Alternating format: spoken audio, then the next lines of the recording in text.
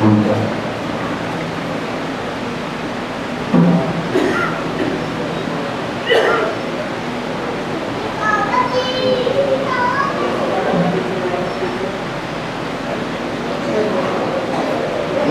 سامعین کرام و حاضرین جمعہ، السلام علیکم ورحمۃ اللہ وبرکاتہ۔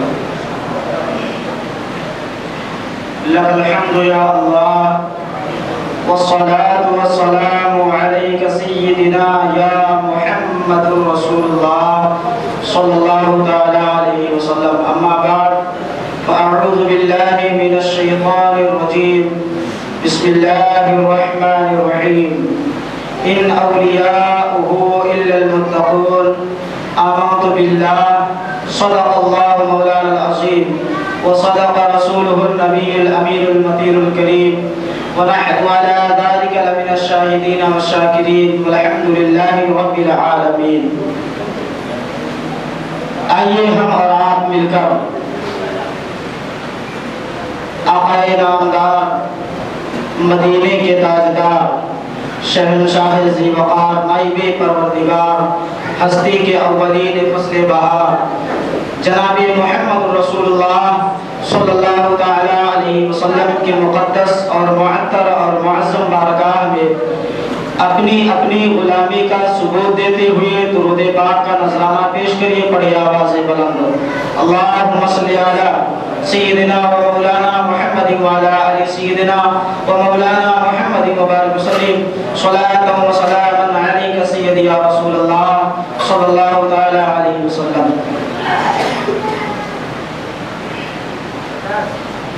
واہ کیا مرتبہ اے غوث ہے بالا تیرا، واہ کیا مرتبہ اے غوث ہے بالا تیرا، اونچے اونچوں کے سروں سے قدم اعلیٰ تیرا۔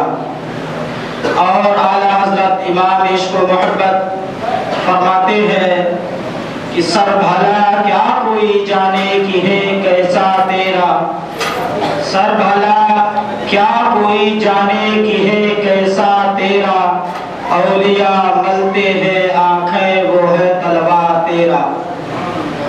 اور قسمیں دے دے کے کھلاتا ہے پلاتا ہے تجھے، قسمیں دے دے کے کھلاتا ہے پلاتا ہے تجھے، پیارا اللہ تیرا چاہنے والا تیرا۔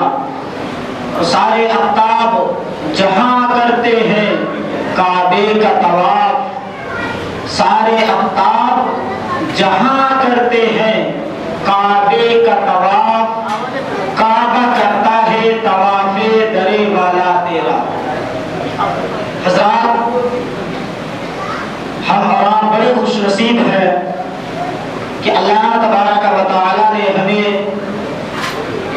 مسلمان بنایا۔ سب سے بڑا احسان اللہ تبارک و تعالی کا یہی ہے کہ اللہ تعالی نے ہمیں انسانی شکل کے ساتھ ہمیں ایمان والا یعنی مسلمان بنایا، اور مسلمان بنایا اس کے ساتھ ساتھ اللہ رب العزت نے ہمیں اور آپ کو اپنے پیارے محبوب دانائے غیوب مصطفیٰ جان رحمت صلی اللہ تعالی علیہ وسلم کی امت میں داخل فرمایا۔ اور اس کے بعد اللہ تبارک و تعالیٰ کا یہ احسان ہے کہ اللہ رب العزت نے سرکار غوث اعظم جیسی ہستی کو ہمارے حصے میں رکھا ہے، ہمیں ان سے محبت کرنے والا بنایا ہے۔ میرے دین اسلامی بھائیوں، اور سرکار غوث اعظم کی مریدی کا شرف حاصل کیا ہے؟ نہیں، قطعی نہیں، میں تو نہیں کہوں گا، اس لیے کیونکہ سرکار غوث اعظم رضی اللہ تعالی عنہ کی بارگاہ میں ایک سوال کرنے والا نے سوال کیا اور عرض کیا، یا سرکار غوث اعظم رضی اللہ تعالی عنہ، آپ تو امام الاولیاء ہیں، آپ ولیوں کے سرتاج ہیں، آپ ذرا یہ بتائیں کہ اسلام کے اندر ایک رکن ہے جس کو نماز کہا جاتا ہے، اس کی اہمیت کیا ہوتی ہے؟ آپ بتائیں کہ اگر وہ سوال کرنے والا سرکار غوث اعظم سے عرض کرتا ہے کہ اگر ایک راستہ تنگ ہو اور اس راستے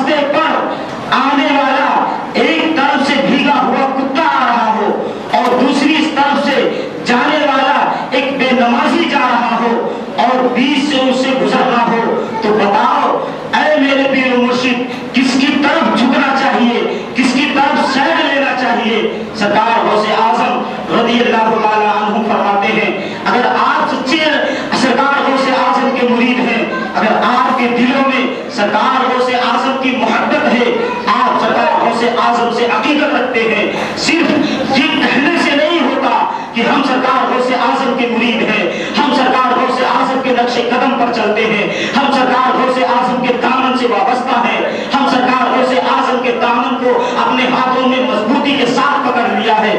نہیں مسلمانوں، میں بتاتا چلوں آپ کو، وہ سوال کرنے والا سوال کر رہا ہے، آپ غور سے سنیں، آپ کا ایمان تازہ ہو جائے گا۔ سرکار غوث اعظم اس سوال کے جواب میں ارشاد فرماتے ہیں، تم نے جو سوال کیا بہت ہی اچھا سوال ہے، لیکن جو اسلام کے اندر جو رکن ہے، جس کو نماز کہا جاتا ہے، اس کی اہمیت یہ ہے اور اس کے چھوڑنے والے کی منحوسیت یہ ہے کہ ایک بھیگا ہوا کتا جب تنگ راستے سے آ رہا ہو اور ایک طرف سے بے نمازی گزر رہا ہو تو اے میرے مرید، تمہیں اس بھیگے ہوئے کتے کی طرف سیر ہو جانا چاہیے، اس لیے کیونکہ وہ بھیگا ہوا کتا جو ہے اگر اس کی نجاست تمہارے کپڑوں پر لگ جائے گی تو یقین مانو دنیا کے پانی سے، نلوں کے پانی سے، سمندر کی پانی سے، ندی کے پانی سے، یعنی پاک صاف پانی سے اگر اس کو دھلو گے تمہاری نجاست صاف ہو جائے گی، اور اگر تم اس بے نمازی کے سائڈ میں جاؤ گے،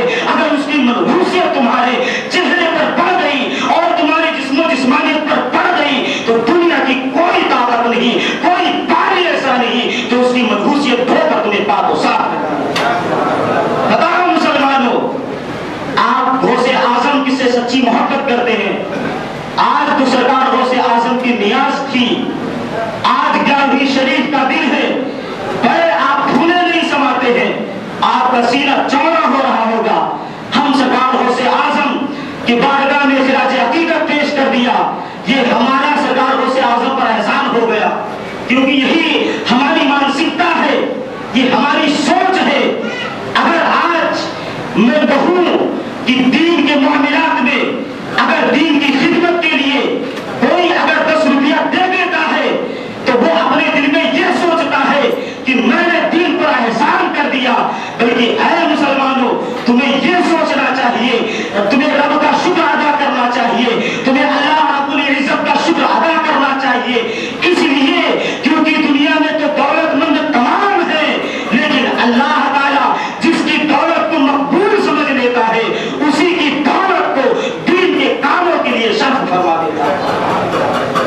آج اگر ہم کسی دین کے کام کے لیے اگر 5000 روپیہ دے دیے تو ہم اتنا فخر کرتے ہیں کہ میں نے تو اتنا دیا ہے۔ اے مسلمانوں، تمہیں اللہ کا شکر ادا کرنا چاہیے، تم نے یہی احسانات جتا جتا کر تمہاری حالت یہ ہو گئی ہے کہ تم لوگوں کے احسان کے تلے دبے ہوئے ہو، اسی لیے تمہاری زبانیں بول نہیں رہی ہے۔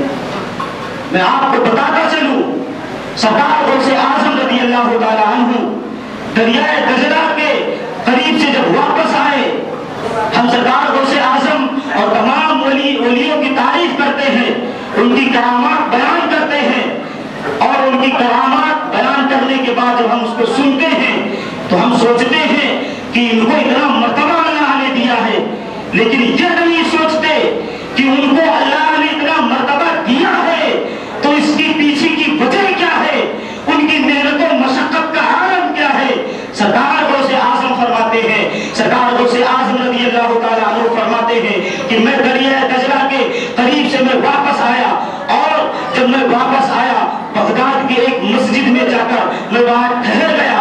ٹھہرنے کے بعد سرکار غوث اعظم فرماتے ہیں کہ میری بھوک کی شدت اس قدر بڑھ گئی تھی کہ میرا جو پیٹ تھا اور پیٹ جو ہے وہ آپس میں مل رہے تھے، بھوک کی شدت کی وجہ سے۔ کون کہہ رہا ہے؟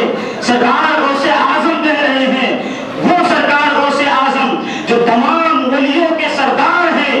اگر آج ہم ایک بہتا پا جاتے ہیں، ہمارے گھر کے فیسلٹی کو دیکھ لیجیے، ہمارے بینک کے بینک بیلنس کو دیکھ لیا جائے، لیکن وہ سرکار غوث اعظم جن کے قبض و اختیار میں تمام اولیاء اللہ کی کنجی سرکار غوث اعظم کی بارگاہ میں ہے، وہ سرکار غوث اعظم فرماتے ہیں میں دریا دجلہ کے قریب سے میں جب واپس آیا، بغداد کے شہر میں جب گیا اور مسجد کے اندر گیا، میری بھوک کی بے چینی کا عالم یہ تھا کہ کہ میرا پیٹ جو ہے وہ پیٹ سے مل رہا تھا، ایک دم زارو قطار بہت تیز کے ساتھ مجھے بھوک لگی تھی، بڑی شدت کی بھوک لگی تھی۔ میں مسجد میں گیا اور مسجد میں جانے کے بعد میں کچھ دیر آرام کرنا چاہ رہا تھا کہ میں کیا دیکھتا ہوں کہ ایک تاجر آتا ہے اور اس مسجد میں ظہر کا وقت تھا، اس مسجد میں آیا اور آنے کے بعد میں وہ تاجر ایک پنی میں کچھ لیے ہوئے تھا، اس کو جو کھولتا ہے تو اس میں سے کباب کی خوشبو آتی ہے۔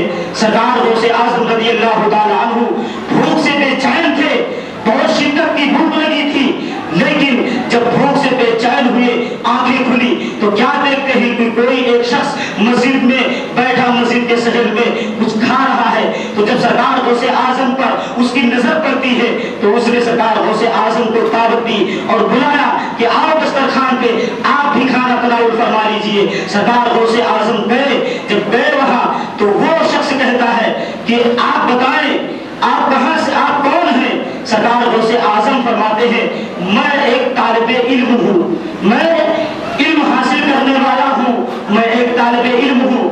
سرکار غوث اعظم سے وہ سوال کرتا ہے کہ بتاؤ کیا اگر کسی دوسرے کا سامان ہو اور اگر اس کو کھا لیا جائے تو کیا وہ جائز ہے؟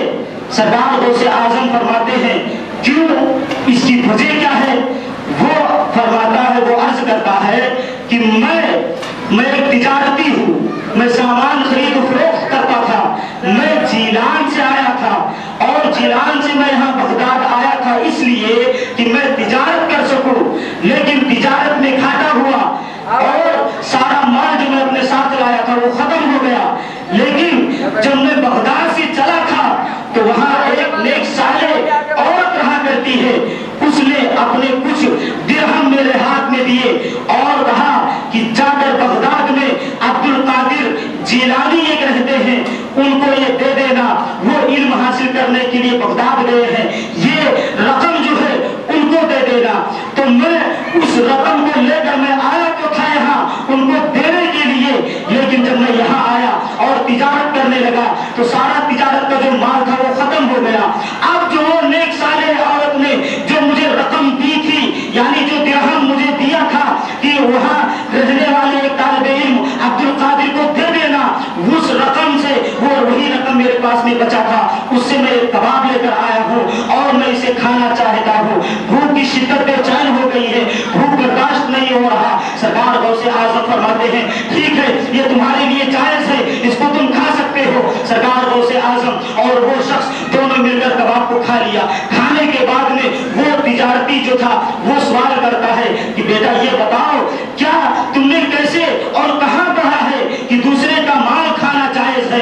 سرکار غوث اعظم فرماتے ہیں تمہیں معلوم ہے یہ جو کباب جس رقم سے لے کر آئے ہو، وہ جو نیک صالح عورت کی جس کی بات کرتے ہو تم، وہ کوئی اور نہیں بلکہ وہ میری ماں ہے، اور جس عبد القادر کو دینے کے لیے اس نے دیا تھا کہ عبد القادر کو دے دینا، کی تلاش میں تم یہاں تک آئے ہو، وہ عبد القادر کوئی اور نہیں بلکہ تمہارے سامنے بیٹھا دسترخوان پہ تمہارے ساتھ کباب کھا رہا ہے، وہ عبد القادر ہے۔ سرکار غوث اعظم رضی اللہ تعالی عنہ کی رقم سے وہ شخص کباب کھا رہا ہے۔ سرکار غوث اعظم سے عرض کرتا ہے اگر بتا دیتے تو میں پہلے کباب آپ کے حوالے کر دیتا۔ سرکار غوث اعظم فرماتے ہیں یہ اللہ والوں کی شان ہے، کسی کو کھلا کر اس پر احسان نہیں جتلاتے، کسی کو کھلا کر اس پر احسان نہیں جتلاتے۔ آج ہمارا حال یہ ہے، ہم غوث اعظم کے مرید بننے کی کوشش کرتے ہیں، سرکار غوث اعظم کے چاہنے والے ہونے کا دعویٰ کرتے ہیں، لیکن بتاؤ مسلمانوں ایک دوسرے کی مدد کرنے کی بات کو چھوڑو، اگر ہم دین کی کاموں میں دین کے کام میں اور دین کو فروخت کرنے کے لیے آج اگر ہم چند روپے دے دیتے ہیں، ہم احسان کرتے ہیں، بہت سارے لوگ یہ کہتے ہیں میں نہیں دے سکتا کیونکہ